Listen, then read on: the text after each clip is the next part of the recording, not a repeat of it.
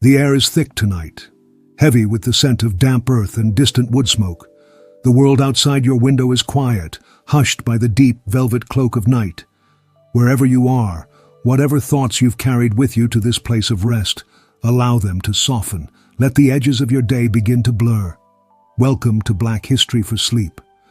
We are so glad you've joined us on this journey. Before we begin, find a comfortable position. Let your shoulders fall away from your ears, unclench your jaw, and feel the gentle weight of your body being held by the surface beneath you. As you settle in, we invite you to leave a comment with your time and location, a quiet signal to all the others listening in this moment, creating a small, silent community in the shared stillness of the night. And if you wish to join us for more soothing Black History bedtime stories, please do subscribe. It helps our small channel grow. A gentle warning, as always, you probably won't make it through this journey awake. And that's perfectly fine. Your mind and body know what they need. Now, let the lamps dim, the air is warm, and our story begins. The first thing you notice is the light. It's not the harsh, direct sun of the place you once called home. This light is different. It's filtered through a thick, hazy curtain of moisture, a shimmering silver-white glare that presses down on everything. It turns the sky from a deep, familiar blue to a pale, milky wash. The heat it brings is not a dry, baking heat, but a damp, clinging warmth that wraps around you like a wet wool blanket. You can feel it on your skin, in your lungs. The air is so wet you feel you could wring out a cup of water from it, if only you had the energy for such an ambitious project. You are standing on the edge of a field. But it's not a field like any you have ever known. It stretches out before you, a vast, shimmering expanse of water and green shoots, a world of mud and sky. This is a rice field in the Lowcountry of South Carolina. The year is somewhere in the mid-1700s. The exact date is a detail that has been lost to you, blurred by the long, dark, rocking nightmare of the sea that came before. Time, you are learning, is now measured not in days or moons, but in the ringing of a bell and the rising and setting of this strange pale sun. Your feet are bare, and the mud is a shock. It is not the rich, dark soil you remember, but a thick, gray, hungry kind of mud that pulls at your ankles with a soft sucking sound. It is cool in some places, surprisingly warm in others, alive with things you cannot see. The water that floods the field is shallow, barely covering your feet, but it distorts the world, reflecting the vast, empty sky. Tiny green stalks, impossibly fragile, poke through the surface in neat, endless rows. Around you, others are moving, men, women, and even children, their bodies bent in a deep, enduring curve, their movements slow and deliberate. They do not speak much. The work is too demanding for conversation. The only sounds are the rhythmic squelch of feet pulling through mud, the soft splash of water, and the gentle rustle of the wind through the sawgrass that lines the banks of the canal, cutting through the plantation. An older woman working near you catches your eye for a moment. Her face is a map of stories you cannot yet read, her eyes holding a deep, quiet weariness that seems older than she is. She gives you a slow, almost imperceptible nod, a silent acknowledgement of your presence, of your shared reality. There is no pity in her eyes, only a profound, unsettling understanding. You are handed a tool, a heavy, long-handled hoe. It feels clumsy and foreign in your hands, seemingly designed by someone who holds a deep and personal grudge against the human back. Your task, communicated through sharp gestures by a man on a horse, is to clear the weeds that grow between the delicate rice shoots. The work is agonizingly slow. You must be careful not to disturb the rice, the precious Carolina gold that fuels this entire operation. You learn quickly that the real knowledge of this place does not belong to the man on the horse. He carries himself with the profound importance of a man who watches other people work. The true expertise lives in the bent backs and skilled hands of the people in the mud beside you. Many of them were brought here from the rice coast of West Africa, chosen and purchased for the very knowledge you now see in their fluid, efficient movements. They understand the rhythm of the tides needed to flood the fields, the precise depth to plant the seeds, the exact moment to drain the water. This entire vast, profitable enterprise rests on a foundation of their stolen ancestral wisdom. As you work, a different sound drifts on the humid air. It's a rhythmic, percussive thump-thump hush, thump-thump hush. You raise your head, your back screaming in protest, and look toward the cluster of wooden buildings on the dry land. There, a group of women stands in the shade of a large oak tree, their arms moving in a graceful, circular motion. They are holding large, shallow baskets, wide and flat, filled with harvested rice. With a powerful flick of the wrists, they toss the grain into the air. The heavier kernels fall back into the basket, while the lighter chaff, the husk, is carried away by the breeze. The baskets themselves are beautiful, you notice, coiled with grasses in intricate patterns. They are fanner baskets, a piece of technology, an art form, brought across the ocean in memory and remade here. The rhythm of their work is a ghost of a song from a land you can no longer reach. It is a piece of home, repurposed for profit. The man on the horse watches them too. Does he see the art? Does he understand the chain of knowledge that led to this moment? Historians still debate the degree to which enslavers like him actively sought out people from specific regions for their skills. Was it a deliberate, calculated strategy to build this rice empire on the backs of experts? Or did they simply capitalize on the knowledge of the people who happened to survive the journey? You suspect, watching his vacant stare, that he doesn't think about it at all. He only knows that the baskets work and the rice gets cleaned. The sun begins its slow descent, painting the hazy sky in shades of soft orange and dusky purple. The glare lessens, and the world seems to breathe a collective sigh of relief. The bell rings, a dull, clanging sound that echoes across the watery fields. It signals the end of the workday. Slowly, painfully, people begin to straighten their backs. The curve remains, a permanent arch carved into their spines by years of this labor. You pull your feet from the mud one last time, the sucking sound a weary goodbye. As you trudge toward the collection of small, rough-hewn cabins that are now your shelter, the older woman from the field walks beside you for a few paces. She says nothing, but she nudges a small ripe fruit into your hand, a persimmon, its skin a dusty orange. It is a small gesture, almost nothing. But in this place, you are beginning to understand, almost nothing can feel like everything. The sweetness of the fruit on your tongue is a tiny rebellion, a fleeting moment of pleasure in a world designed to crush it. You enter your designated cabin. It is dark inside, the air close and smelling of sweat, earth, and sleeping bodies.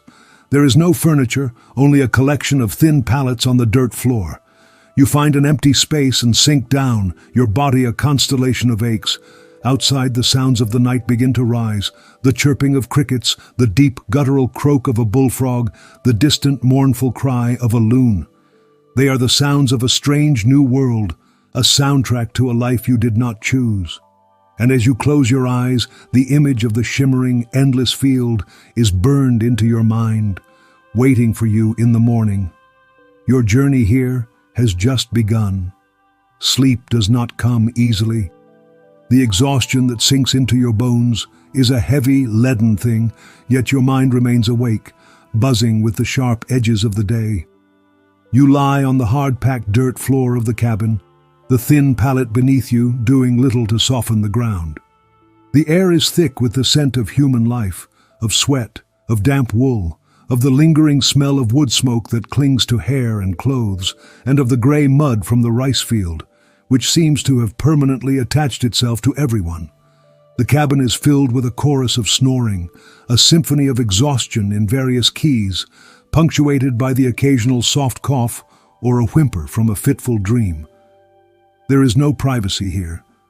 That is a luxury that belongs to a former life.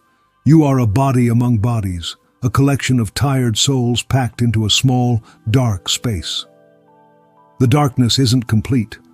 Thin slivers of moonlight push through the cracks in the wooden walls, painting faint, ghostly stripes across the sleeping forms around you. You watch the slow, rhythmic rise and fall of their chests.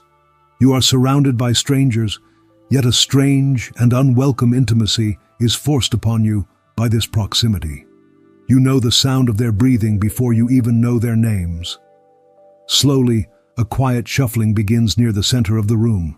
In the dim light, you can make out the form of the old woman, the one who gave you the persimmon. She moves with a practiced quietness, her joints creaking softly. She tends to a small smoldering fire in the shallow hearth, adding a few precious sticks of wood to coax it back to life. A large black iron pot hangs over it, and soon the smell of something cooking, or at least warming, begins to fill the cabin. One by one, others begin to stir, woken not by a sound, but perhaps by the subtle shift in the room's atmosphere, by the faint promising scent of food. They sit up, their movements stiff and slow, their faces softened and made vulnerable by sleep. There is no conversation, just a shared silent ritual of waking. You sit up too, your muscles protesting with a fiery ache. The woman at the pot begins to ladle a substance into chipped wooden bowls. When a bowl is passed to you, you see its contents in the flickering firelight. You are served a ladleful of a grayish mush from the large iron pot. It has the distinct quality of being both hot and profoundly uninteresting. This, you will learn, is the staple. Cornmeal, boiled with water and perhaps a tiny bit of salt fat, is the fuel for the engine of your labor. It is part of your ration, distributed once a week with a sense of ceremony that suggests the gift is far grander than a sack of cornmeal and a slab of fatty pork. The diet is designed with a cold, brutal efficiency, to provide the maximum energy for the lowest possible cost, to keep the body working without ever allowing it the simple, human pleasure of a satisfying meal. You eat because you must. The mush is gritty and bland, but it is warm and your stomach aches with emptiness. As you eat, you watch the others. Some consume their portion quickly, mechanically. Others seem to savor it, closing their eyes as if to imagine other flavors, other meals from other lives. Near the fire, a man is doing something with his hands.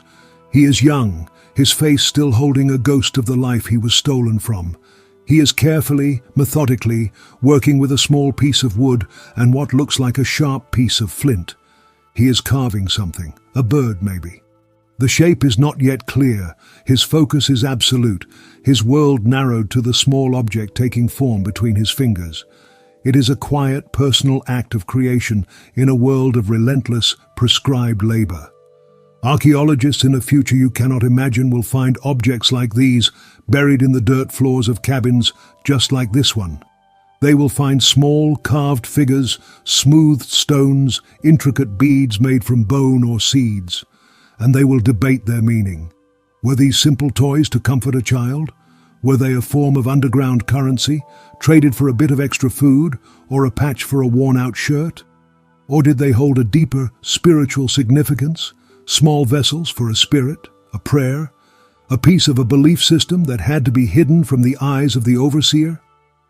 Looking at the young man's face, lost in his work, you sense the answer is likely all of those things, and more. Your eyes drift to a corner where two women sit close together, their heads almost touching. Their hands are busy, moving in a blur of dexterity. They are weaving, not with thread, but with long, dried blades of grass. It's sweetgrass, and you recognize the scent, a faint, clean, hay-like perfume that cuts through the cabin's stuffy air. They are making baskets, coiling the grass and binding it with strips of palmetto leaf. The technique is identical to the one used for the huge fanner baskets that winnow the rice, but these are small, delicate, personal items. One of the women is showing the other, her experienced hands guiding the learners, their fingers moving together in a silent dance of instruction. It is an act of breathtaking resilience. The very skill that is exploited in the fields by day is reclaimed in the darkness of the cabin by night, transformed from a tool of oppression into an act of culture, of community, of beauty for its own sake. It is a quiet declaration that you are more than the labor you are forced to perform. You are a person with skill, with art, with a memory of home that you carry in your hands. You finish your food, the empty bowl feeling heavy in your lap. The fire dies down once more, and the figures in the cabin dissolve back into shadows. People settle back onto their pallets, seeking a few more precious hours of rest before the bell commands them to rise. You lie down, the hard earth beneath you feeling a little less hostile now. The aches in your body have not gone, but your mind is quieter. You have witnessed something more than just survival tonight. You have witnessed the stubborn, inextinguishable flicker of humanity, burning quietly and defiantly in the oppressive dark. And as you finally drift towards sleep, the last thing you are aware of is the faint, sweet scent of drying grass. The sun has the audacity to rise again, apparently having learned nothing from the previous day. Before it even crests the horizon, a sharp, clanging bell splits the pre-dawn stillness. It's a sound that cuts through sleep and burrows deep into your consciousness, a sound you are learning to hate. It is the voice of this place, and it speaks only one word: work. Around you, the cabin stirs to life, a collective groan of tired bodies forced into motion. The air is cool and damp, and a low-lying mist clings to the ground outside, shrouding the world in a soft grey veil. There is no time for a morning meal. That will come later in the field, a brief pause in the long day. For now there is only the rush to assemble, to be counted, to march back to the watery fields that await you. As you step outside, you see the shapes of others emerging from their own cabins, moving like ghosts through the mist. You fall into the silent procession, your bare feet finding the familiar path, still damp from yesterday's labor. You are still an island, isolated by the sea of unfamiliar faces and the barrier of language. You try to catch someone's eye, to offer a nod, but most people keep their gaze down, their faces locked in a private mask of resignation. The man on the horse is already there, a dark silhouette against the lightening sky. He shouts his orders in a loud, slow voice, as if the sheer volume of his words could somehow make them understandable. But his words are mostly noise, a jumble of sounds that mean little to you and, you suspect, to most of the others. The real instructions are passed through a different channel. An older, trusted man, one of the enslaved but given a position of authority as a driver, moves among the lines, using a mixture of sharp gestures and a few clipped words in English to direct the work gangs to their assigned sections of the vast field. You are learning a new language, made of 3 parts necessity, 1 part pointing and 5 parts guessing. A pointed finger and a harsh tone mean dig here. A flat, sweeping motion of the hand means clear this section. A shake of the head means you are doing it wrong, and you will pay the price if you continue. But another language is being spoken all around you, or rather, many languages. You hear the soft, musical lilt of a tongue from the Wolof people, the quicker, more guttural sounds of Mandinka, the tonal clicks of another language you cannot place. These are the sounds of home, whispered between 2 people who find, to their astonishment, a shared island of understanding in this sea of strangers. It is a carefully guarded treasure. You see 2 men, knee-deep in the water a few rows over, pause their work for a second. One murmurs a word, his face lighting up with a brief, desperate hope. The other man's eyes widen in recognition. He replies in the same tongue, and for a fleeting moment they are not here. They are back in a village, a market, a life before this one. This, you realize, is part of the system's brutal genius. Enslavers often deliberately purchased people from diverse linguistic groups, mixing them together to create a fractured, disconnected workforce. A people who cannot speak to one another cannot organize, they cannot plan, they cannot rebel. Disconnection is a tool of control, as powerful as any whip, yet human ingenuity is a stubborn weed. In the face of this enforced silence, something new is beginning to grow. You hear it in the small exchanges. The woman working beside you drops her hoe. A man nearby picks it up. He hands it to her and says a word in his own language. She does not understand the word, but she understands the gesture. She takes the hoe, nods her thanks, and says the English word she has been taught, hoe. He repeats it, testing the sound on his tongue. Hoe. A new connection is made, a single thread woven between 2 languages. This is how a new language is born. Not from classrooms or books, but from the mud and the heat, from the shared necessity of survival. Historians and linguists will one day give it a name, Gula, a Creole tongue, forged in the crucible of the Lowcountry rice plantations, blending the vocabulary of the enslaver with the grammar, syntax, and soul of West Africa. There is an ongoing debate about how quickly this language formed. Was it a rapid, almost immediate creation, a new tongue born within a single generation? Or was it a slower, more gradual process, evolving over decades of contact and exchange? Standing here, in the middle of it, you feel it as a slow, painful, beautiful unfolding. You hear the raw materials of a language being gathered, one broken piece at a time. Later in the day, during a water break, you sit on the grassy bank of a canal. The sun is high now, the mist burned away, the heat pressing down. Not far from you, a man sits with his back against a cypress tree. He has two small, smooth sticks, and he is tapping them against a hollow log lying on the ground. It's not random noise. It is a complex, syncopated rhythm, full of shifts in tempo and intricate patterns. It is a conversation. His drumming is sharp, clear, and full of a meaning you can feel in your chest even if you cannot decipher it. In Africa, drums were a vital tool of communication, sending messages faster than a runner could carry them. That practice was often forbidden here, feared by enslavers as a secret code for revolt. So it went underground. It survived in rhythms tapped out on buckets, on logs, on the body itself in the form of patting juba. The man's drumming is an act of defiance, a secret letter sent to anyone who knows how to read it. The overseer on his horse seems not to notice, or perhaps he dismisses it as idle noise. He is deaf to the layers of communication happening right under his nose, the whispered words, the shared glances, the new language being built word by word, the secret messages hidden in a simple rhythm. He believes he is in control because of the bell and the threat of violence. He has no idea that a culture is quietly, persistently refusing to die. It is simply changing its shape, adapting, finding new ways to speak. The bell rings again, signaling the end of the break. The drumming stops. The whispered conversations cease. Everyone rises, their faces once again becoming masks of quiet endurance. As you pick up your hoe and walk back toward the water, the man who was drumming catches your eye. He gives you the same slow, subtle nod the old woman gave you yesterday.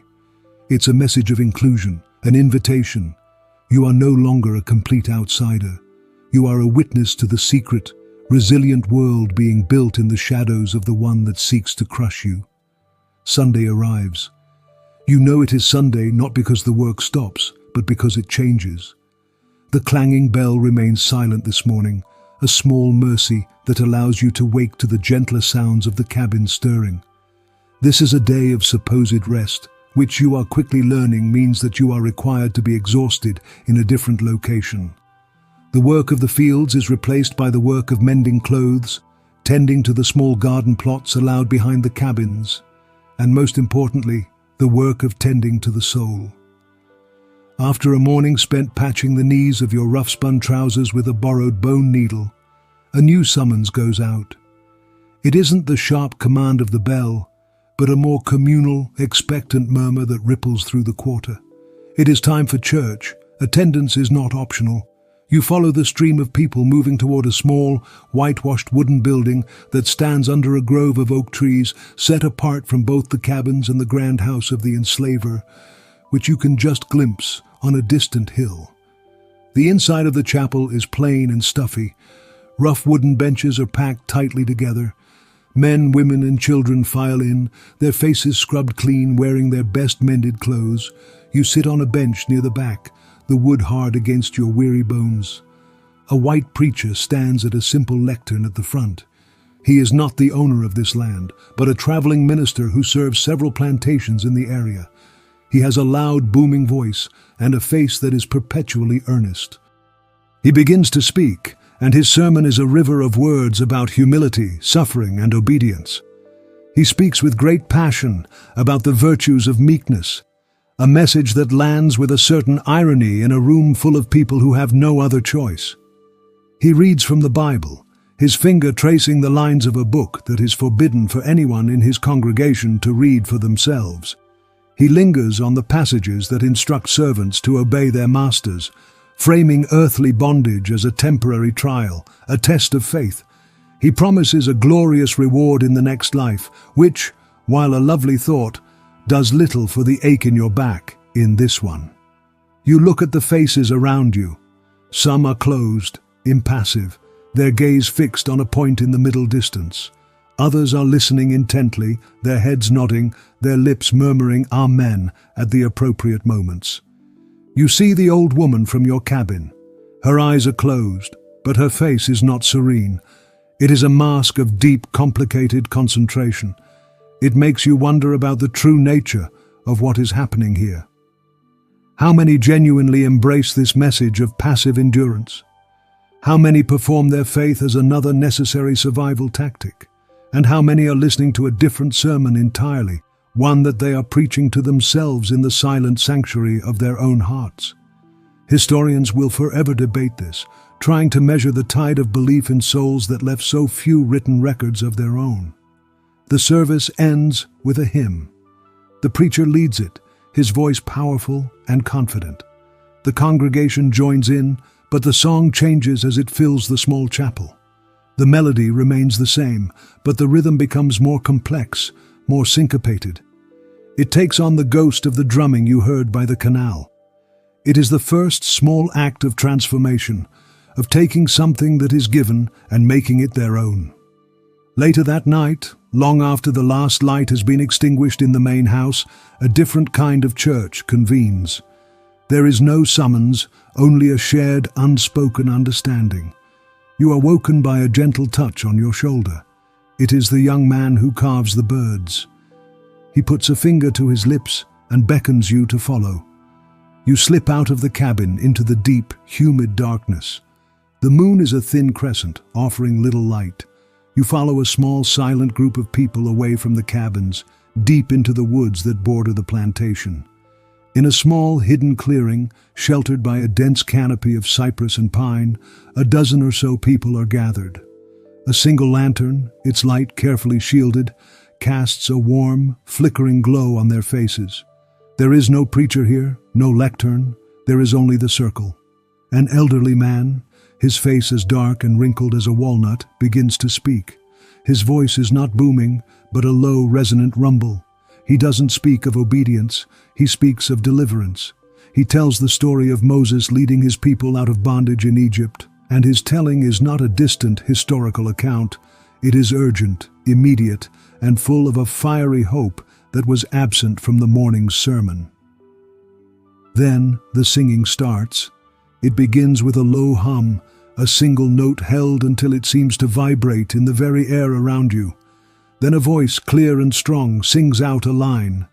The group answers, their voices rising together in a powerful chorus. This is call and response, a form you recognize deep in your bones, a memory of a different continent. As the energy builds, they begin to move. It is not dancing. Their feet stay close to the earth, shuffling, scraping against the dirt and pine needles in a steady, percussive rhythm. They move in a circle, always counterclockwise, their bodies swaying, their hands clapping out complex interlocking patterns. This is the ring shout, a spiritual practice with roots that stretch all the way back across the Atlantic. It is prayer made motion.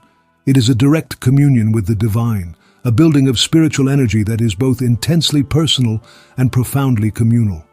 You stand at the edge of the clearing, a spectator to this secret, sacred rite. You watch as the shouters' faces are transformed by a trance-like ecstasy.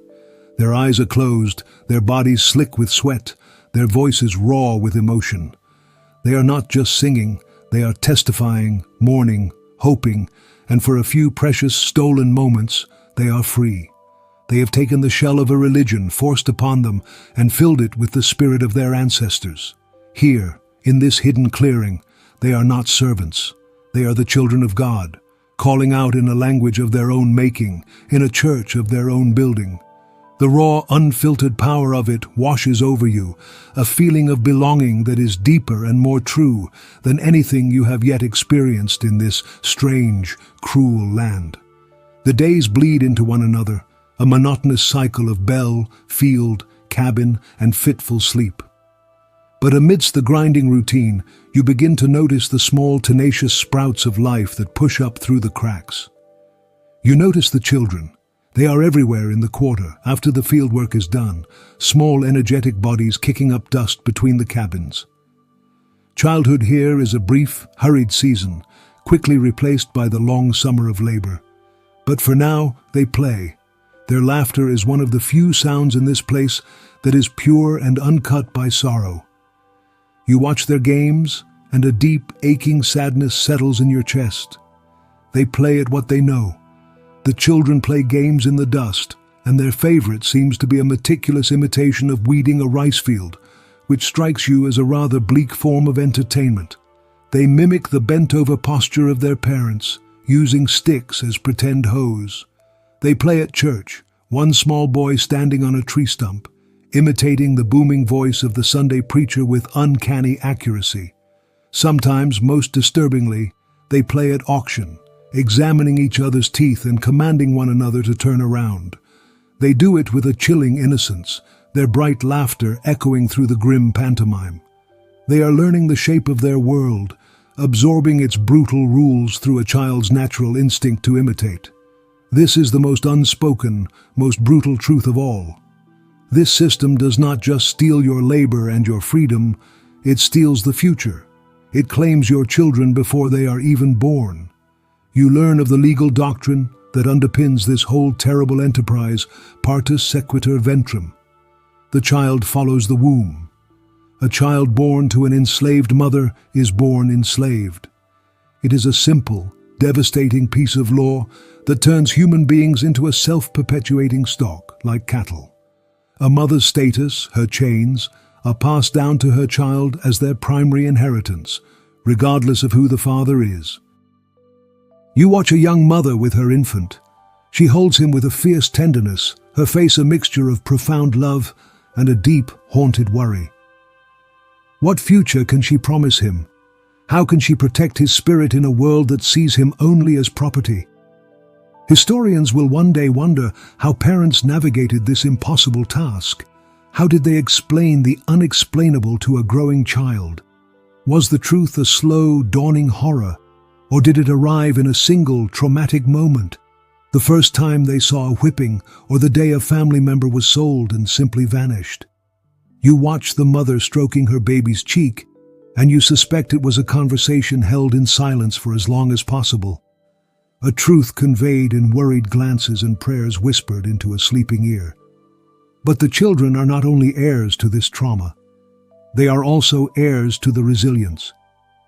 In the evenings, you see the old woman, the one everyone calls Auntie Lena, a name that is both a term of respect and a reclamation of family, gathering the children around her. She sits on the steps of her cabin, her hands busy mending a fishing net, and she tells them stories. You drift closer, drawn by the quiet intensity of the scene.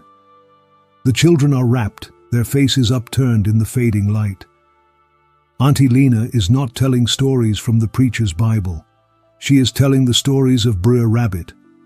She speaks in the flowing musical cadence of the Gullah tongue that is taking root all around you, but you understand the shape of the tale. You recognize the characters from the stories of your own homeland, though here they wear different masks. The clever spider Anansi has become the quick-witted rabbit, Br'er Rabbit. The powerful lumbering leopard has become the slow-witted Br'er Fox, or Br'er Bear. Tonight's story is about Br'er Rabbit getting trapped by a tar baby, a sticky figure made by the fox to catch him. The rabbit, full of pride and arrogance, gets himself hopelessly stuck. But even then, he uses his wits to escape, tricking the fox into throwing him into the briar patch, the one place the rabbit is perfectly at home. The story is told with gestures and winks, and the children shriek with laughter at the rabbit's cleverness. But you understand that this is more than just a funny story. It is a manual for survival. It's a coded lesson about the world they inhabit. It teaches that the small and the weak can outsmart the large and the powerful. It celebrates the triumph of cleverness over brute strength. a lesson of particular relevance in this place. It warns against the dangers of pride while affirming the power of using your enemy's own assumptions against him. These tales are a form of cultural inheritance, a way to pass down wisdom and strategy when open rebellion is impossible. Auntie Lena finishes the story, and the children slowly disperse, their minds full of wily rabbits and foolish foxes. One small girl, her eyes heavy with sleep, curls up beside the old woman, laying her head in her lap. Auntie Lena absent-mindedly strokes the child's hair, her gaze lost in the twilight. In this small, quiet moment, you see the whole struggle in miniature. You see a system designed to annihilate the family, to turn children into assets.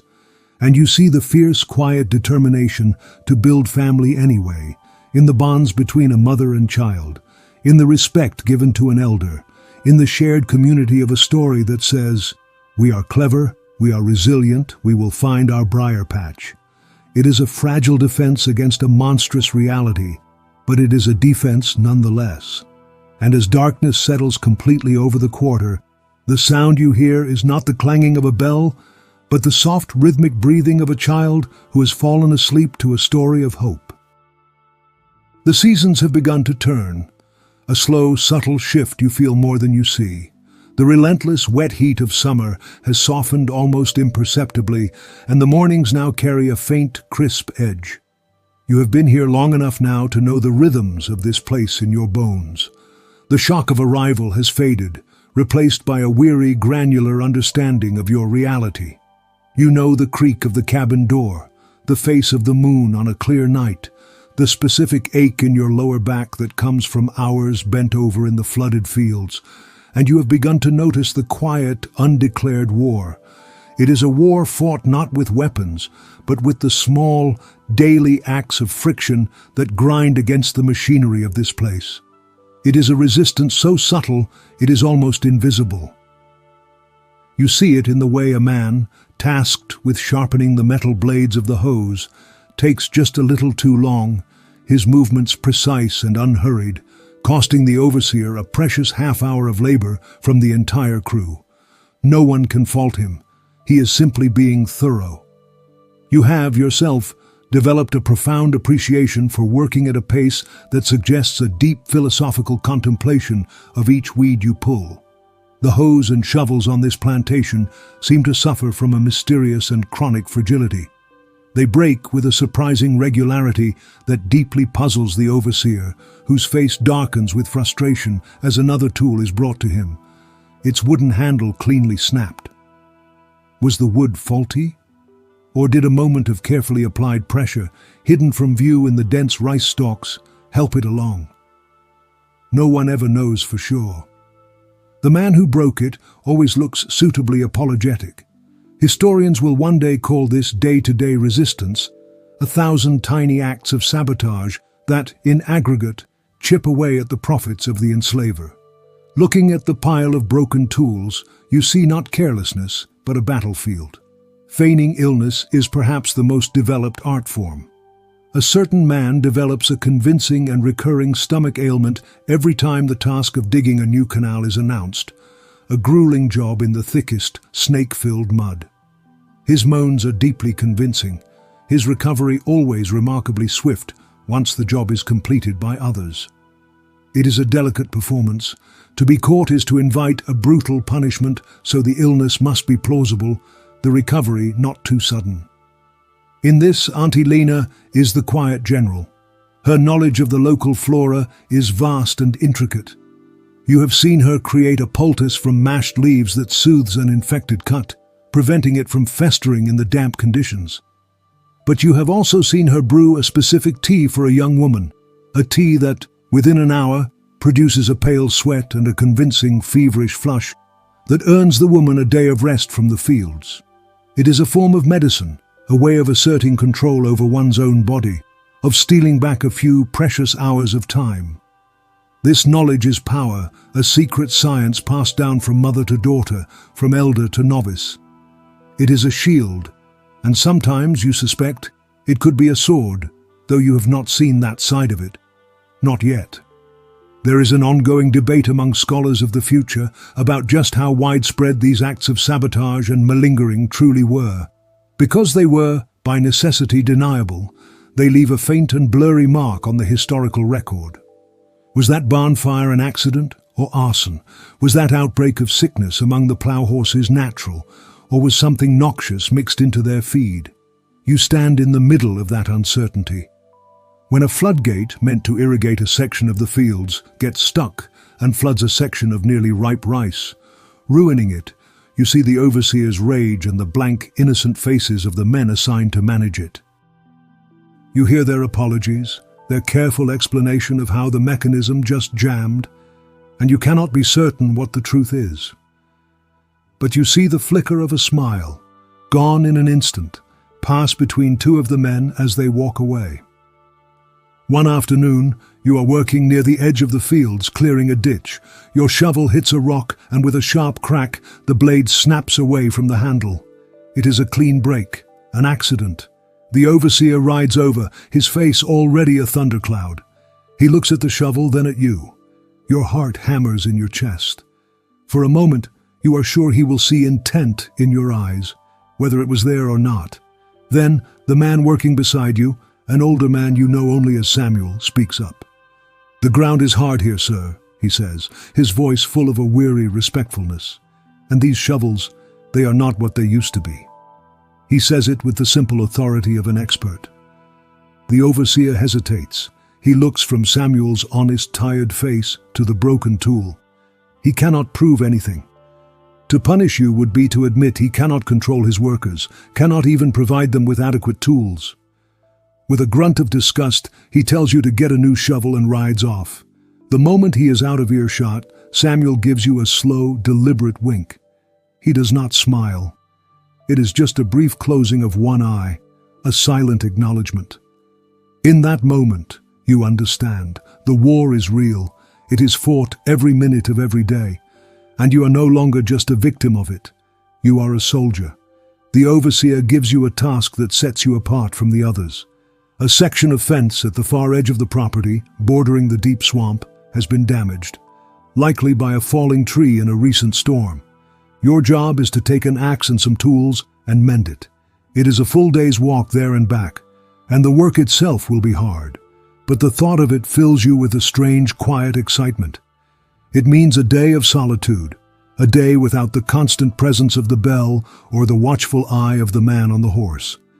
You set out in the early morning, a small sack with a piece of cornbread and a jug of water slung over your shoulder. As you leave the cultivated fields and the cluster of cabins behind, the landscape changes. You enter the woods, and the air immediately cools. The world becomes a space of deep greens and browns, the sunlight filtering down in shifting, dappled patterns. The trees are draped in long grey veils of Spanish moss, which gives the entire forest the look of a grand, forgotten ballroom slowly decaying. This is the Lowcountry wilderness, a place of profound beauty and hidden dangers. The ground softens, becoming a spongy carpet of pine needles and damp earth. You follow a barely there path, your senses on high alert. You are keenly aware of the sounds around you, the rustle of a squirrel in the undergrowth, the sharp cry of a hawk circling overhead, the distant, rhythmic pecking of a woodpecker.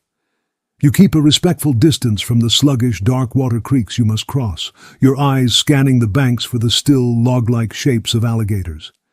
They seem to possess a profound and ancient stillness, and you feel no desire to interrupt their meditation. The geography of this place is a key to its character. The swampy, marshy land is difficult to tame, difficult to travel. In the summer, it breeds fevers that can sicken and kill. You have seen it happen. But you have also noticed that the sickness seems to take a greater toll on the white inhabitants of the plantation than on the people who look like you. It is a strange, grim advantage, a partial immunity born of ancestral lands in West Africa where similar fevers were common, offers a small biological shield. This, combined with the nature of rice cultivation, has shaped the very system of your enslavement. On the vast sugar plantations of the Caribbean, people are worked in large gangs under constant supervision. Here, the task system is more common. You are assigned a task, a certain area to weed, a certain length of fence to mend, and once it is done, your time, at least in theory, is your own. It is this system that allows for the hidden gardens, the secret meetings in the woods, the very survival of a culture. The land itself is both a prison and a partial shield. You come across a clearing where a massive ancient live oak stands. Its branches are thick as a man's body and spread out in every direction, creating a vast, living canopy. It feels sacred, a silent, powerful presence. You pause for a moment, resting your hand on its rough, furrowed bark. Does a spirit live in this tree? In your homeland, a great Iroko tree just like this would be a place of worship, a link between the earthly and the divine. You wonder how many others have passed this way and felt the same thing, mapping their old beliefs onto this new, hostile land. Scholars in the future will wonder too how much of the African worldview was transplanted whole and how much was transformed. Looking up into the endless green leaves, you feel that the spirit of the tree doesn't much care what continent it's on. Near the base of the tree, you notice a patch of unfamiliar blue flowers. On closer inspection, you see a place where someone has been digging, harvesting the roots. You have seen one of the women from the quarter, a quiet woman named Ilara, using roots like this to create a dye. She boils them in a pot to produce a specific, beautiful shade of light blue-green. She uses it to color thread for small, decorative bits of weaving, but you have also seen her paint the mixture around the frame of her cabin window. It is a strange, seemingly decorative choice. You do not yet understand the meaning of haint blue, the belief that this color, mimicking sky and water, can trick malevolent spirits and prevent them from entering your home. You only see it as an act of making a space one's own, a small splash of chosen color in a world of prescribed drabness. You reach the broken fence and set to work. The labor is hard, your hands quickly blistering.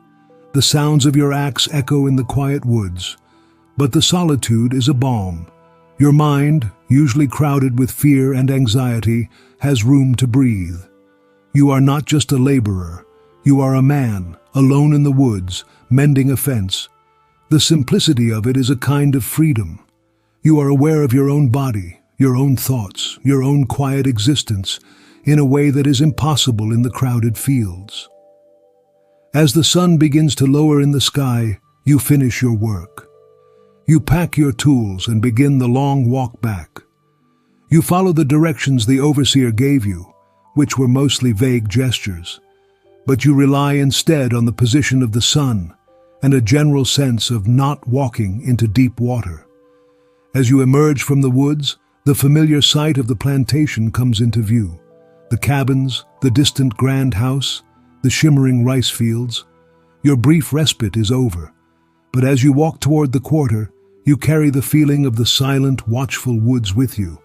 You have mapped a small part of it in your mind, created a private geography of solitude and peace.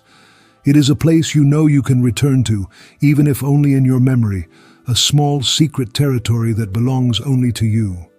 The memory of your day of solitude in the woods stays with you, a small cool stone in your pocket that you can touch when the heat of the fields becomes too much.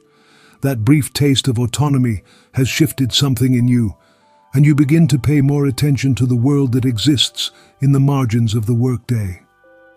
This world comes most alive on a Saturday afternoon. Under the task system, once your assigned plot is weeded or your section of canal is cleared, your time is your own. It is a calculated generosity, a leash long enough to give the illusion of freedom. Many use this time to cultivate the small garden plots allotted to each cabin. Behind the rows of cramped quarters, you see thriving patches of yams, greens, beans, and melons, a splash of chaotic, personal agriculture against the rigid monoculture of the rice fields. People raise chickens, which scrabble and peck in the dust, their eggs a precious source of protein and, more importantly, income. This is the foundation of the underground economy, a vibrant, complex web of trade and barter that hums just beneath the surface of the plantation's official business. Today, you're going to see it up close. Samuel, the man who defended you over the broken shovel, is going to the crossroads, a small dusty settlement a few miles away where people from several plantations gather to trade. He has asked you to come along to help carry his goods. Securing a pass from the overseer is the first hurdle, a small, precious slip of paper that grants the temporary right to exist beyond the confines of the plantation. It is a reminder that even this small freedom is a privilege, not a right, and can be revoked on a whim. You help Samuel load his wares. You carry a basket of eggs, each one representing a chicken that has somehow survived the numerous predators of the swamp, both animal and human. Samuel himself carries a small, twitching sack of live chickens and a larger bag of something you haven't seen before. It is a fine white powder. He sees you looking and explains, it is rice flour. The grains of rice that are broken during the violent mechanical milling process are considered waste by the overseer, fit only for animal feed. But the women, particularly Auntie Lena, have perfected a method of pounding these broken pieces in heavy wooden mortars, grinding them down until they become a soft, silky flour, perfect for baking small, sweet cakes. They have taken the master's waste and turned it into a luxury item. The walk to the crossroads takes you down a dusty, sun-baked road. The world feels larger out here, more open. You see other people on the road, all black, all moving with the same quiet purpose. They carry baskets of vegetables, bundles of medicinal herbs gathered from the woods, intricately woven sweetgrass baskets, and fresh fish caught in the tidal creeks. It is a silent parade of small-scale entrepreneurs, each carrying the fruits of their stolen hours. The market itself is a chaotic ballet of commerce, a swirl of sound, color, and smell. It is nothing more than a dusty patch of ground under a few large oak trees, but it is teeming with life. People have laid out their goods on blankets on the ground. You hear the Gala language all around you, a fluid, musical river of conversation as people haggle, trade news, and gossip. Here you can buy everything from a length of cloth to a rumor. Samuel finds a spot and sets up his small operation. You watch, fascinated, as he works. He is a different man here. In the fields he is quiet, watchful, his posture one of weary submission. Here he is confident, his voice clear and persuasive. He jokes with his customers, he argues prices with a good-natured firmness. He sells his chickens, his eggs, and he trades the precious rice flour for a small bolt of bright blue cloth and a metal cooking pot. You are left to wonder at the meaning of it all. Historians in another time will hold a long, complicated debate about this internal economy. Was it a genuine pocket of autonomy? A way for enslaved people to resist their total commodification by participating in a market of their own? Or was it just another, more insidious form of control? A system that allows the enslaver to supplement his workers' meager rations at no cost to himself, while creating a powerful incentive for people not to run away, to stay and tend to the gardens and chickens that make their lives marginally more bearable. Watching Samuel proudly count the few coins he has earned, you feel the pull of both truths. The coins are real. The pot is real. They represent a tangible improvement in his life, earned through his own initiative. Yet the entire system exists within a cage. The freedom to sell eggs is not freedom. Before you leave, Samuel uses one of his coins to buy something for you. It is a small sweet cake made with rice flour just like the kind he was selling. It is warm and tastes of honey and something else, a spice you don't recognize. It is the most delicious thing you have ever eaten. It is a taste of what is possible, a small moment of joy and human connection in the marketplace. The walk back to the plantation is quieter. The sun is setting, casting long shadows across the road. The excitement of the market fades, replaced by a more somber mood. You feel the invisible walls of the plantation rising around you again. The coin in Samuel's pocket feels both heavy with achievement and impossibly light against the weight of the world it operates in. You have had a glimpse of a world of exchange, of movement, of self-determination. And returning to the silent cabins and the looming presence of the great house, The lack of it feels sharper than ever before. The feeling of quiet satisfaction from the trip to the market does not last long. A few days later, a cold dread begins to creep through the quarter. A quiet, chilling mist that has nothing to do with the weather. It starts as a whispered rumor, a nervous glance, a conversation that stops abruptly when you approach. A stranger has been seen at the great house, a man in fine clothes, with a ledger and a cold, assessing gaze. He is not a guest.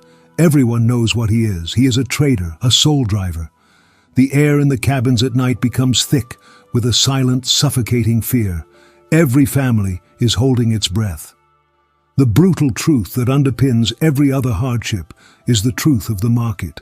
While you may have a small economy of your own, you are also the chief commodity of a much larger, more monstrous one. Your body, your skills, your very life can be sold at any time for any reason. A gambling debt, a poor harvest, a new business venture, or simply the desire for a new carriage. The master is considering a sale. You see the trader the next day. He rides beside the overseer through the fields, and his eyes are not like the overseer's. The overseer looks for shirking, for laziness. The trader looks at you like a man inspecting livestock. He notes your height, your apparent strength, the state of your teeth. He is dressed in finer clothes than the overseer, a testament to the profitability of human misery. His gaze slides over you and moves on, leaving you feeling hollowed out, stripped bare. The fear is not just of the unknown. It is the specific, chilling fear of being sold down the river. Here, in the rice country of Carolina, life is brutal, but it has a certain rhythm. There are connections, families, a community.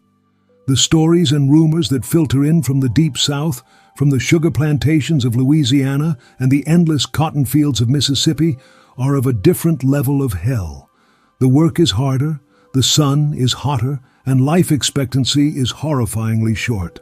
To be sold south is considered a death sentence by many. This terror has a special poignancy for the families known as abroad families. You think of Samuel. His wife Mary is enslaved on a neighboring plantation 5 miles away. Theirs is a cross-plantation marriage, a testament to the stubbornness of love. Every Saturday night, after his work is done, Samuel walks those 5 miles to spend the night with her and their 2 small children. He walks back in the pre-dawn darkness of Monday morning to be in the fields when the bell rings. His entire family life exists in those precious stolen hours. If he is sold, or if she is, that family will be not just broken, but annihilated by distance with no hope of reunion. The waiting is the worst part. For 2 days, the plantation holds its breath. Work is done mechanically, silently. The children are kept close. The Brer Rabbit stories are not told. There is no laughter. There is only the sound of breathing, of hearts hammering in chests, of silent, desperate prayers. People speculate in hushed tones. Why now? Who will be chosen? Is it a punishment for the broken tools and the feigned illnesses? Is it to make an example of someone? Or is it just cold, hard commerce? Then the decision comes. On the 3rd day, the overseer, accompanied by the trader, walks into the quarter after the evening meal. He calls out a name. Jonas. A collective, silent sigh of relief and guilt ripples through the crowd. It is not me. It is not my husband, my wife, my child.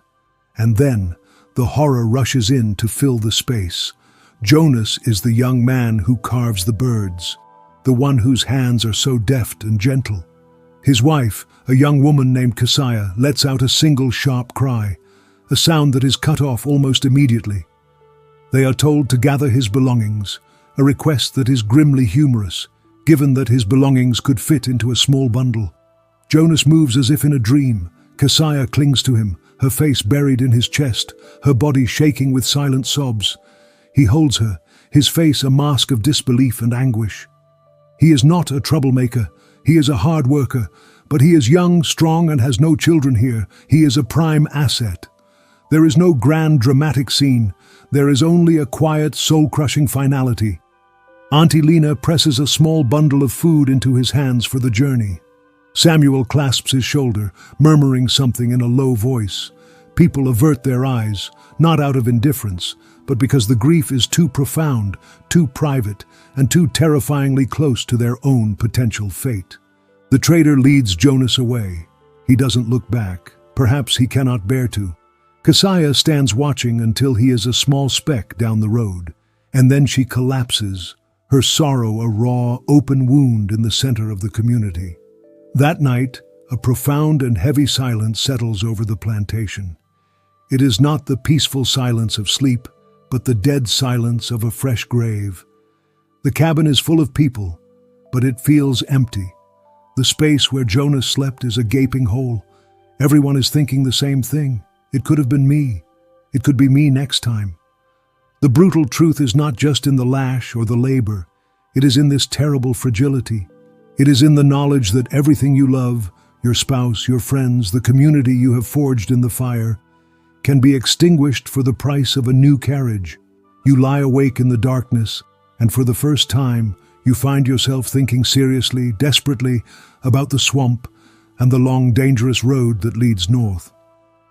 The silence Jonas left behind is a living thing. It sits with you during the day's labor and lies beside you on your pallet at night. But in the fertile ground of that silence, the seeds of fear have sprouted into a hard, cold resolve. The thought you had on the night Jonas was taken away, the thought of the swamp, of the road north, is no longer a desperate fantasy. It is becoming a plan. A plan, you quickly realize, is a dangerous and delicate thing, a flickering candle in a world of wind. You cannot speak of it, you cannot write it down. You must carry it behind your eyes, communicating in a language of silence. You learn to have entire conversations with Samuel, using only your eyes and the occasional, strategically raised eyebrow.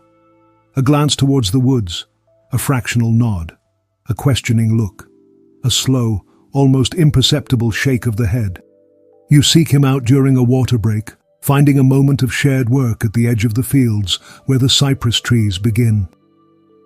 The birds Jonas carved, you say, your voice low, your eyes fixed on the murky water of the ditch.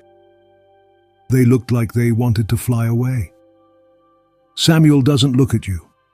He continues to scoop mud from the ditch, his movements rhythmic and steady. Birds that fly north in the winter sometimes forget the way back, he says, his voice flat. It is not an answer, but an opening, a test. Perhaps they don't forget, you reply. Perhaps they find a better place to build a nest. He pauses his work for a heartbeat. A journey like that is long, he says. A bird needs to know the stars, needs to be strong, needs to know how to find food where there is none. He is not discouraging you. He is asking if you understand the cost, if you have what it takes. I am a quick learner, you say. That is how it begins. The plan unfolds in whispers, in stolen moments, in shared symbols.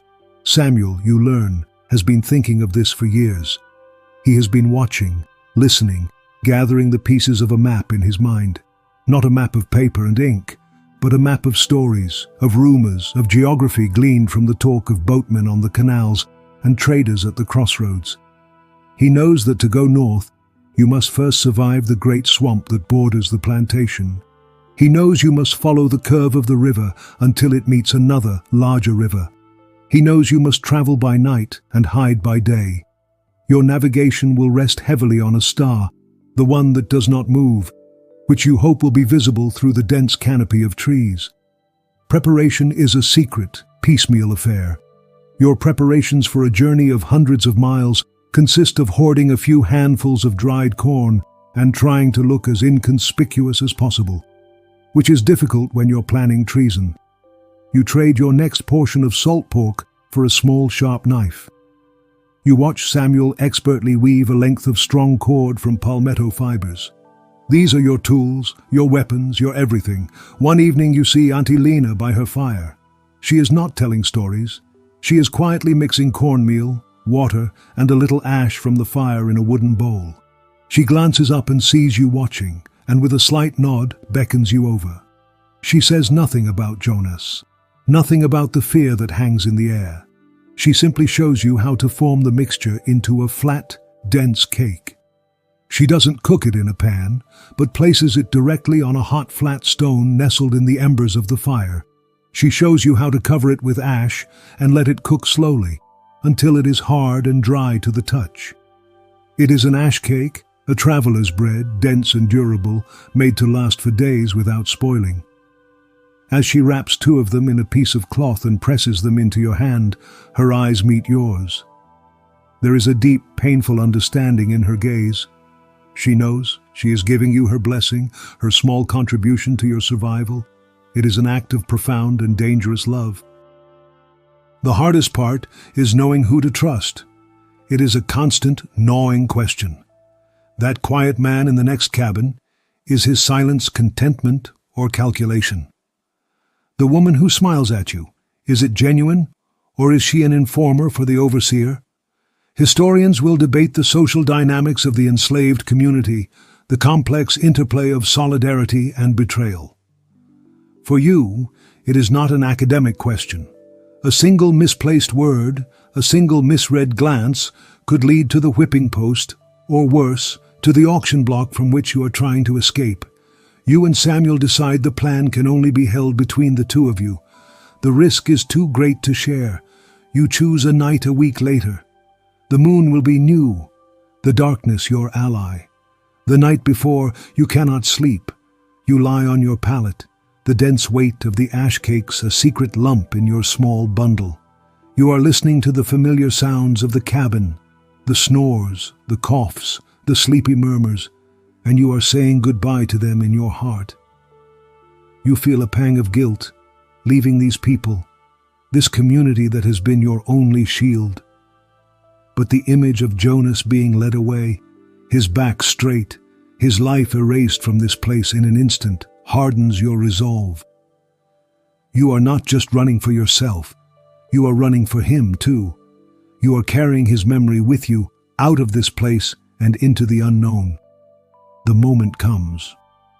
The cabin is deep in sleep, the air thick and still.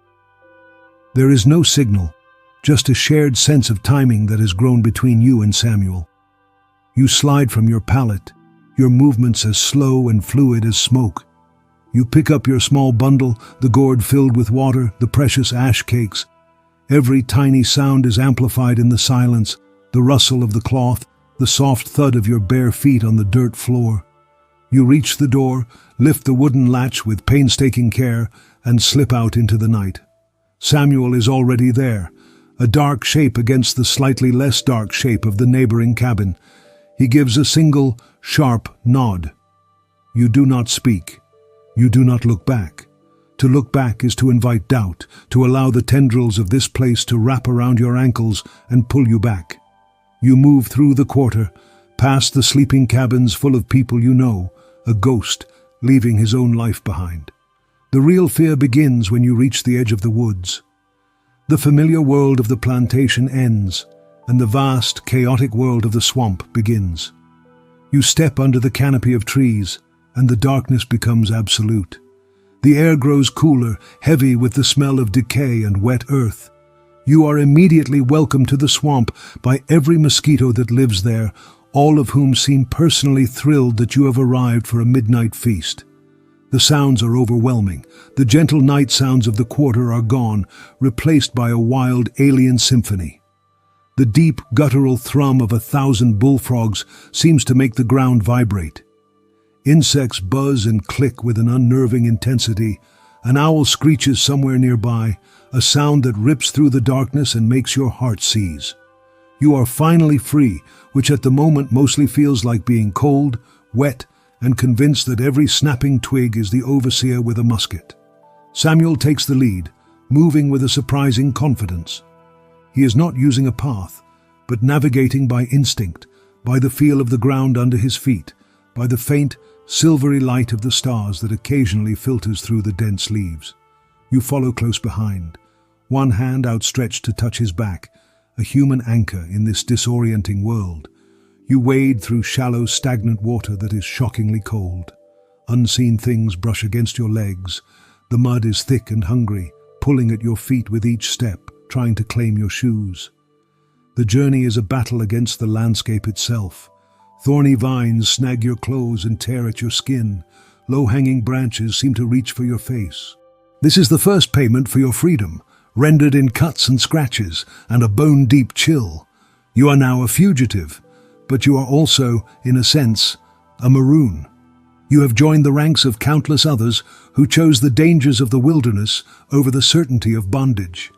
You are living in the spaces in between, on the wild margins of a world that wants to own you. For generations, people have escaped into these vast swamps, forming hidden communities, living off the land, raising families in these secret free enclaves.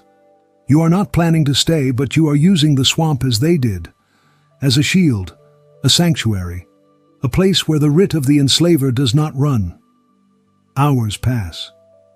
Your body, already tired from a day of labor, screams in protest. Your legs tremble with fatigue.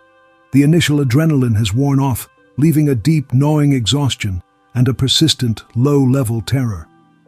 At one point, you stumble, and your hand lands on something hard and smooth in the mud. You pick it up. It is a piece of a gourd, just like the one you carry, but broken, its edges softened by time and water. It is a relic of another journey, another escape.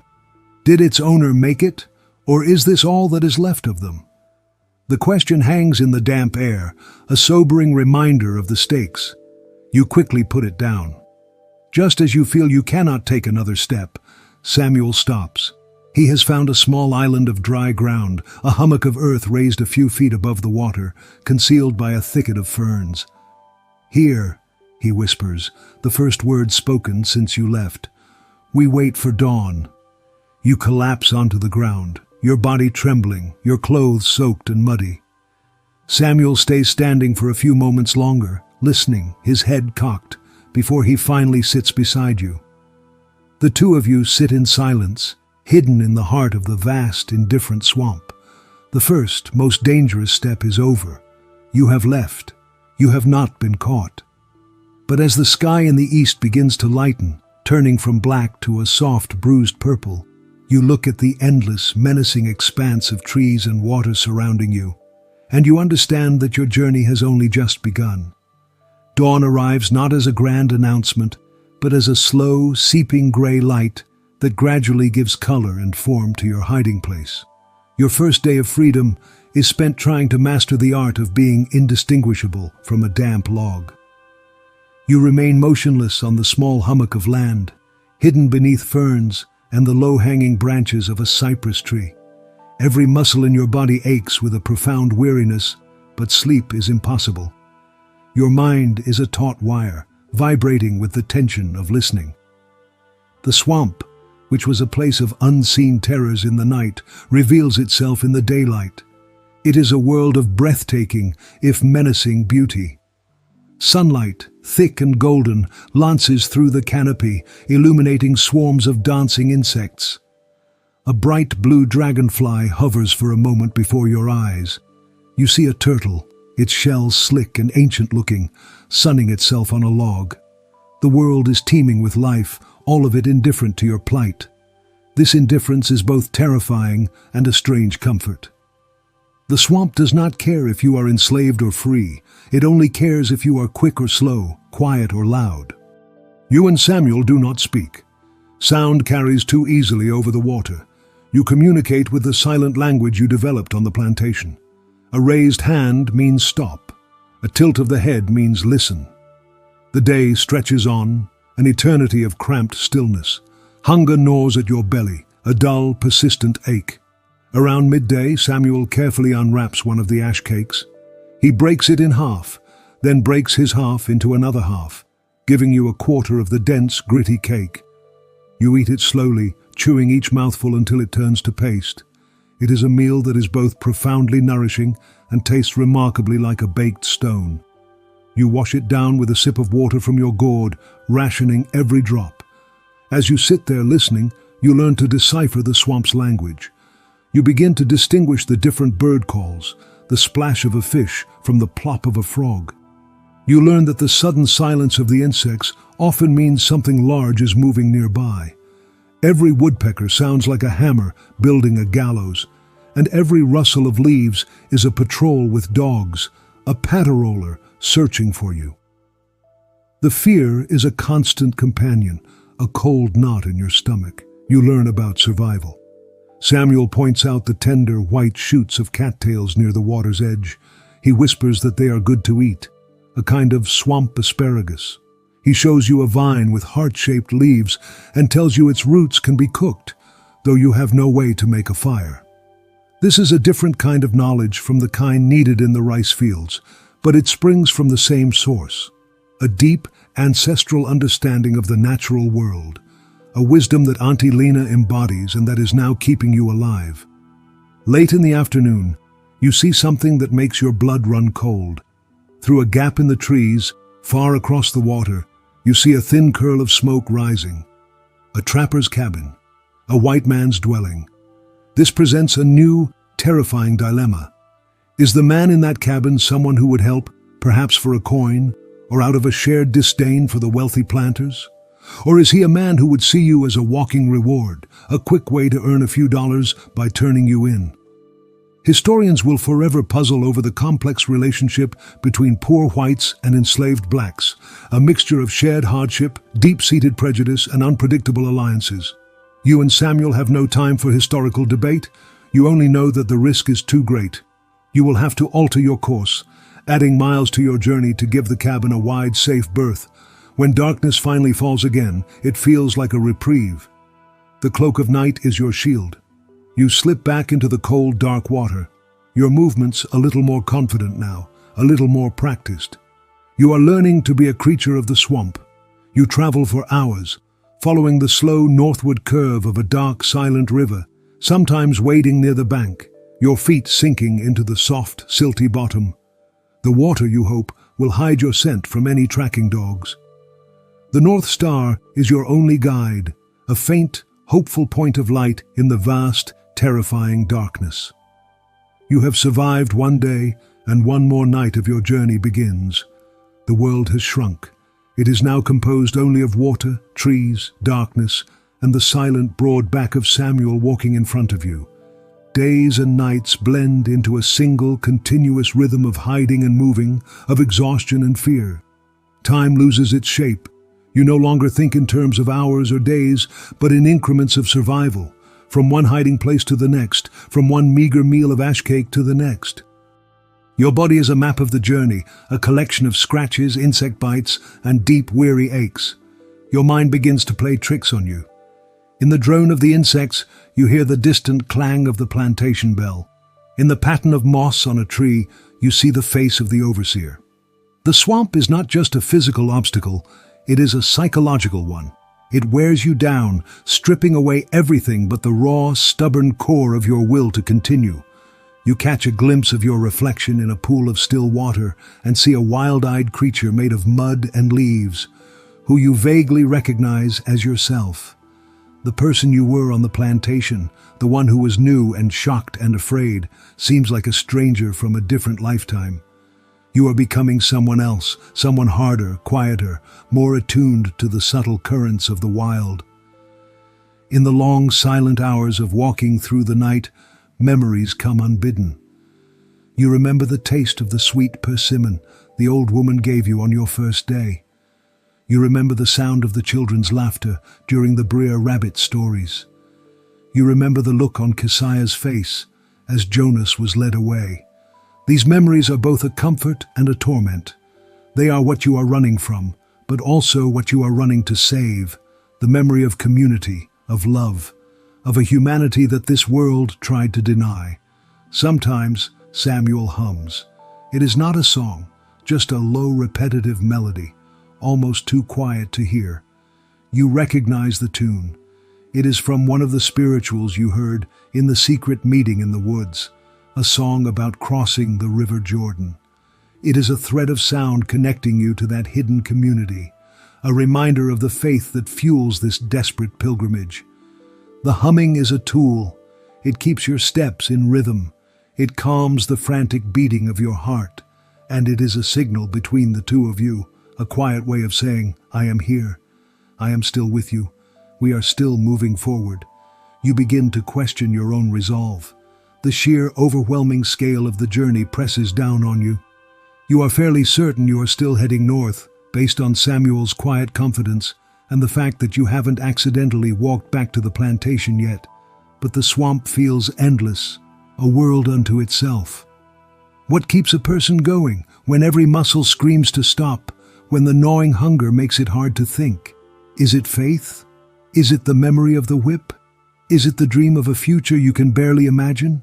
Historians will never fully capture the internal calculus of endurance, the private alchemy that turns suffering into resolve. You only know that when Samuel moves forward, you find a way to take another step. Hope, you decide, is a stubborn, irrational muscle that gets stronger the more you try to exhaust it. Your bond with Samuel deepens in the shared silence. There is no need for words. You know the sound of his breathing, the rhythm of his stride. You learn to anticipate his movements. When he passes you the last piece of ash cake, you break it and give him back half. It is a gesture of absolute trust, a partnership forged in the crucible of this desperate flight. After what feels like an eternity, perhaps a week, perhaps more, you notice a change. The trees are beginning to thin. The ground under your feet is more consistently solid, less spongy. You see fewer cypress trees draped in moss and more pines and oaks. The air itself feels different, drier, less heavy. One night as you walk, the cacophony of the frogs seems less intense, the air less thick with insects. Samuel stops. He points ahead. Through a break in the trees you can see the sky, and it is not just a small patch of stars. It is a wide open expanse, and on the horizon you can just make out a faint, straight line. It is not a river. It is a road. You have reached the northern edge of the great swamp. The first, most difficult part of your ordeal is over. A wave of relief, so powerful it makes your knees weak, washes over you. You look back at the dark, menacing wall of trees you have just emerged from. You entered it as one person, and you have come out as another. But as you look forward, at the dark, unfamiliar road stretching into the unknown, you understand that this is just the end of the beginning. The dangers of the swamp are behind you, but the dangers of the world of men lie just ahead. Leaving the swamp behind is like stepping into another world. The ground is solid beneath your feet, and the sky is a vast open bowl above you. But this new world brings new dangers. Here, the threats are not snakes and gators, but roads, farmhouses, and people. Your new social strategy is to assume everyone wants to capture you until proven otherwise, which makes for very few conversations.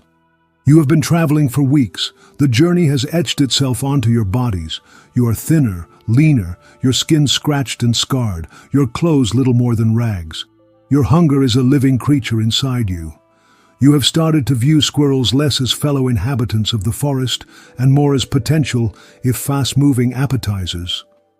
The ash cakes are long gone. Your survival now depends on foraging for berries, roots, and the occasional bird's egg you find in a low-lying nest.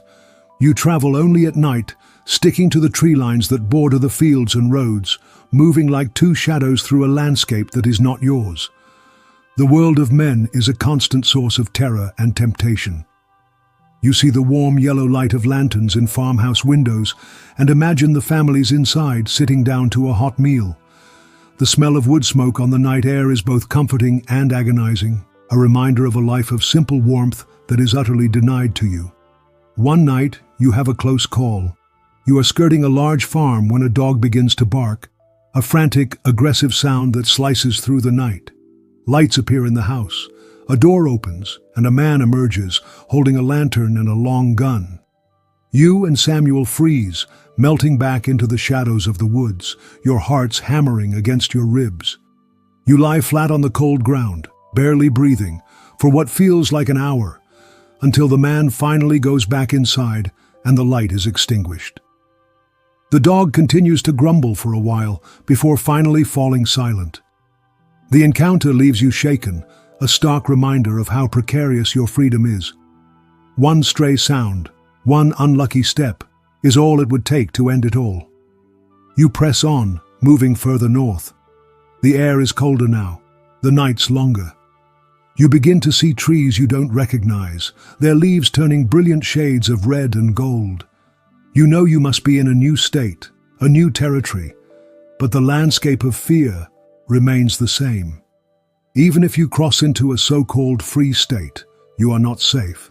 You have heard stories of the fugitive slave laws, laws that give men like the trader who took Jonas the power to hunt you down and drag you back, no matter how far you have run. There are professional slave catchers who make their living doing just that. Freedom, you are learning, is not a line on a map that you cross. It is something that must be guarded every second of every day. Desperation begins to set in. You are weak from hunger, and the relentless cold is draining your strength. You need help. You need a safe place to rest, to recover.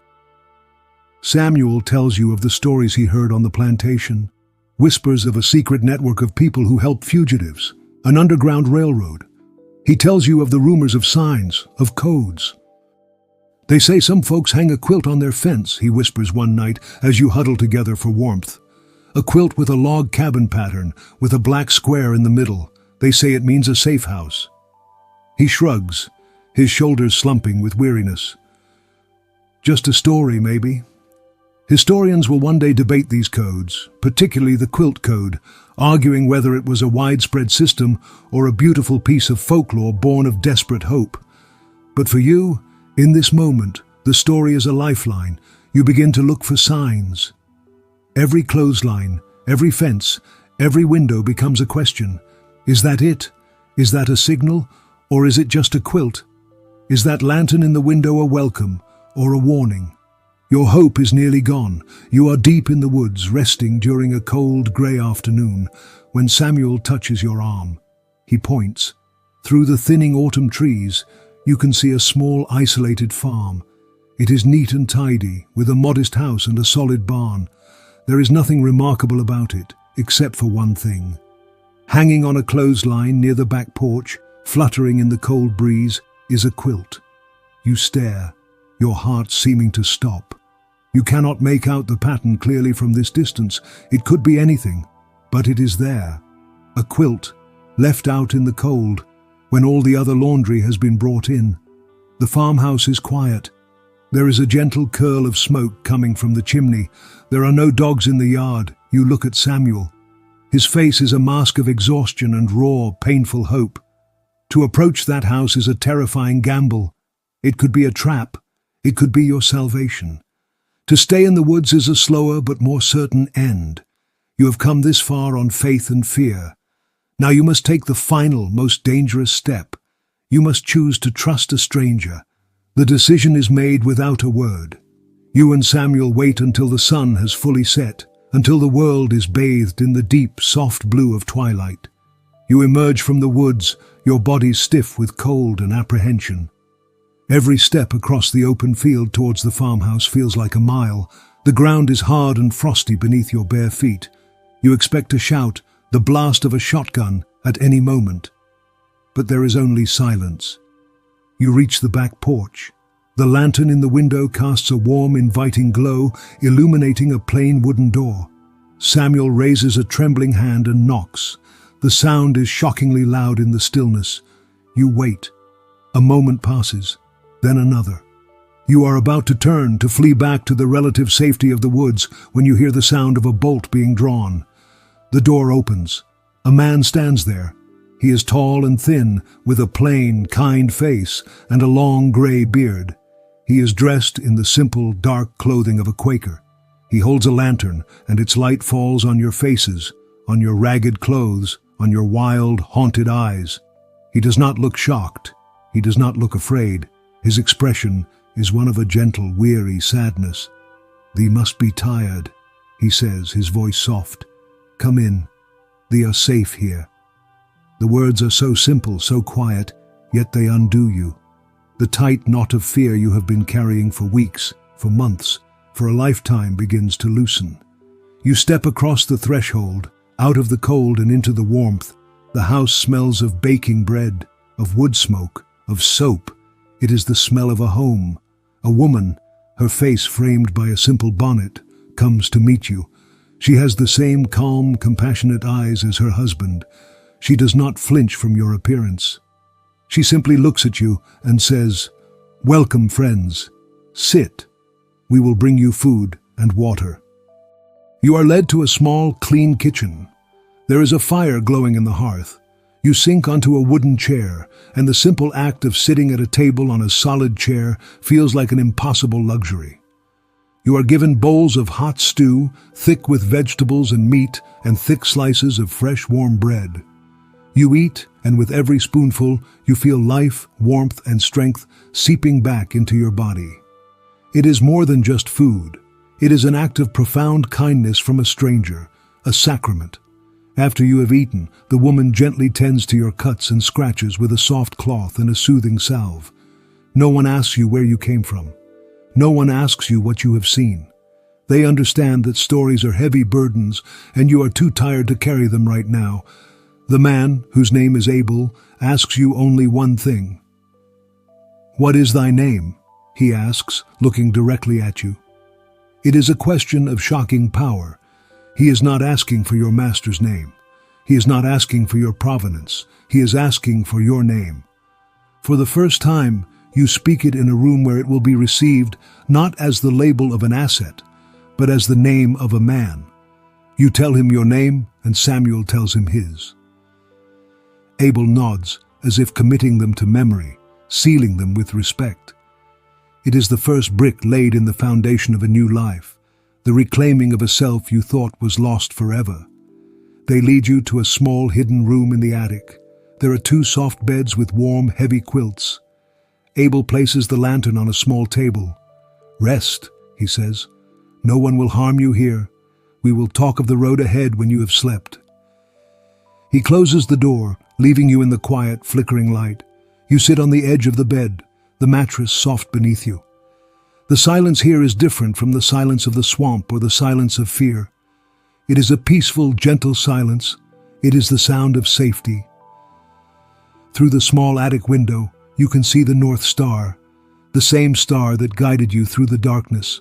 It looks different now, not like a distant, desperate goal, but like a quiet, watchful friend. You have made it. You are here. The journey is not over. You know that.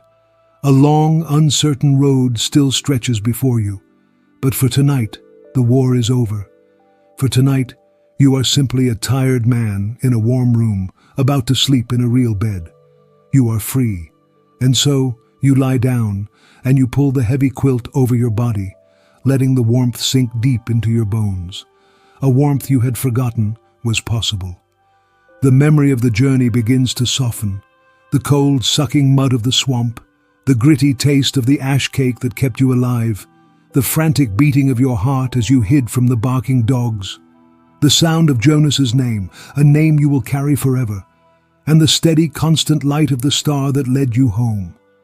These memories are a part of you, but they no longer have the power to haunt your steps. They are simply the story of how you got here, to this quiet room, to this safe harbor. The long, fading sentences of your struggle are giving way to the simple, peaceful prose of rest. Let the story of the day dissolve. Let the body feel heavy and secure. Let the mind drift on the slow, easy tide of sleep. You have traveled so far, and now you can rest. There is nothing more you need to do tonight, nothing more to fear. Just the gentle pull of slumber, the deep, healing peace of a long-awaited sleep.